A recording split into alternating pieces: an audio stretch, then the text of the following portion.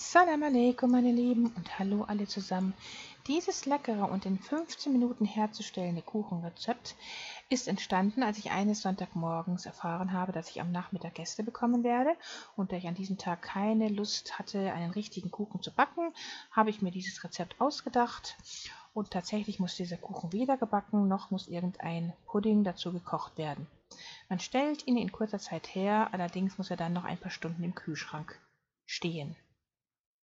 Wir fangen damit an, indem wir 2 Päckchen von diesen Fingerkeksen nehmen, sie in einen Gefrierbeutel geben, diesen verschließen und dann mit dem Kartoffelstampfer diese Kekse zu feinen Krümeln zerstampfen. Wir geben dann diese fein gestampften Krümel in eine Schüssel, fügen 50 Gramm Kokosflocken hinzu, als auch insgesamt 100 Gramm geschmolzene Butter.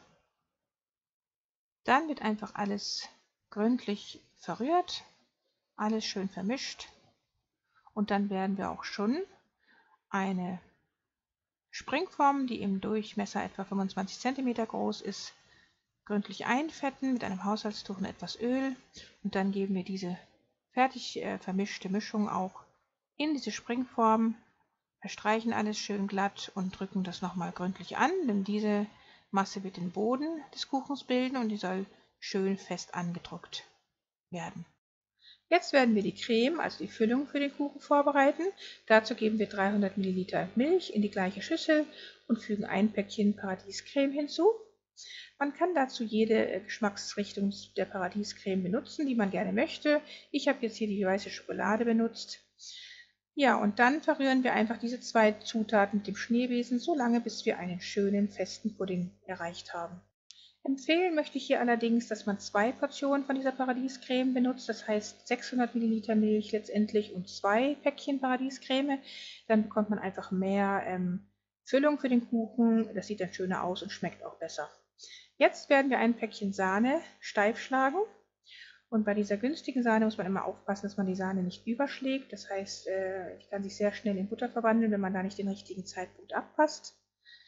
Deshalb muss man schön aufpassen. Wir haben jetzt die Sahne steif geschlagen und die kommt jetzt zu diesem Pudding hinzu, wird nochmal ordentlich mit dem Schneebesen durchgerührt, und dann haben wir auch schon die leckere Füllung für diesen Kuchen fast fertig. Wie ihr seht, haben wir und werden wir keinen Zucker für dieses Rezept benutzen, denn der Zucker, der in der Paradiescreme und in den Keksen vorhanden ist, reicht vollkommen für dieses Rezept aus. Jetzt werden wir die Creme schön auf dem Kuchenboden verteilen und schön glatt streichen, und wie gesagt, wenn ihr die doppelte Menge Creme verwendet, ist das noch schöner, sieht schöner fürs Auge aus und schmeckt dann auch besser, deswegen möchte ich euch dies empfehlen. Jetzt bleibt nur noch den Belag vorzubereiten. Dazu nehmen wir 50 Gramm Kokosflocken, 50 Gramm blättrige Mandeln, als auch 50 Gramm geschmolzene Butter. Diese 3 Zutaten werden jetzt einfach gründlich mit dem Esslöffel vermischt, und dann geben wir diesen Belag auch schon auf die Paradiescreme mit der geschlagenen Sahne obendrauf, verteilen das schön mit dem Esslöffel, damit die Creme nicht kaputt geht, wird das nur so darüber gestreut, mehr oder weniger, und noch vorsichtig ein bisschen schön verteilt und glatt gestrichen. Und damit ist der Kuchen eigentlich schon fertig. Jetzt muss er nur noch in den Kühlschrank kommen. Wir stellen den etwa 2 bis 4 Stunden in den Kühlschrank. Wenn man es eilig hat, reichen auch schon 2 Stunden vollkommen aus, denn hier geht es nur darum, dass die Butter etwas anhärtet. Und damit ist der Kuchen dann auch schon nach 2 Stunden theoretisch fertig. Jetzt haben wir ihn nach 4 Stunden in diesem Fall aus dem Kühlschrank auch schon rausgeholt. Wir lösen diesen Rahmen von der Springform. So sieht der Kuchen von der Seite aus. Jetzt kann man ihn auch schon anschneiden und in 8 gleich große Stücke unterteilen. Und so sieht das Kuchenstück dann auf dem Teller aus von der Seite.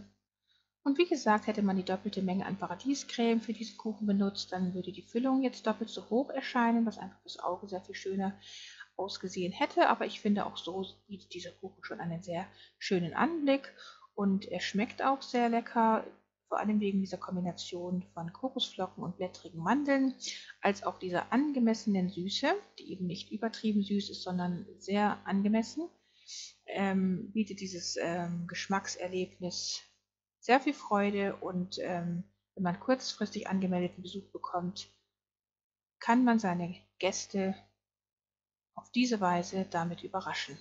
Dann wünsche ich euch viel Erfolg beim Nachbacken dieses 15-Minuten-Rezepts und wir sehen uns inshallah wieder das nächste Mal. Liebste Grüße, eure Mariam. Salam alaikum.